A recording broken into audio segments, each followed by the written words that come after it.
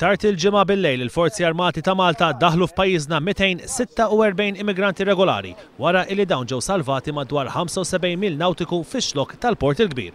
Dan il-grupp li konsisti minn 191 raġel, 48 mara u 7 tfal fosthom 3 trabi iddaħlu fil-bażi marittima f'Xatt it-Tiben għal ħabta tal-10 ta' bil-lejl. L-immigranti kollha qed jgħidu li huma mill-Eritrea.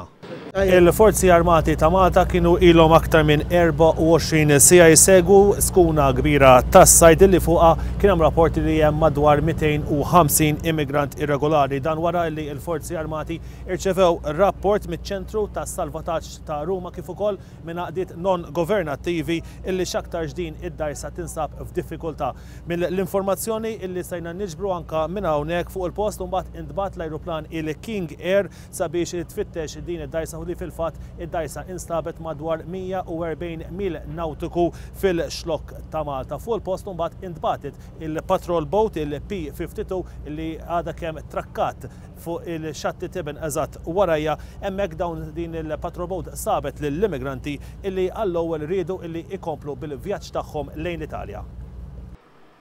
Fl-istess waqt, il-Forzi Armati għamlu kuntatt mal-vapur MT l-Iskanera M illi kienet ibaħħar fil-viċinanzi sabiex jersaq lejn l-immigranti bil-kaptan jinforma lil Maltin illi id-dajsa kienet miexja bla problemi.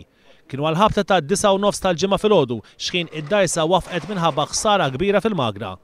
Għaldaqstant il-P52 bdiet operazzjoni ta' salvataġġ bl-MT l-Iskanera M tas-Sisti sakemm fuq il-post waslu żewġ patrol boats oħra il-P24 u l-P22.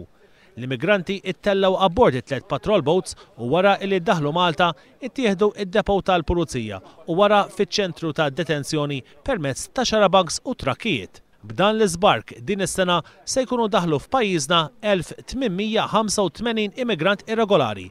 Minnhom 1445 raġel, 413 il-mara u 27 minorenni.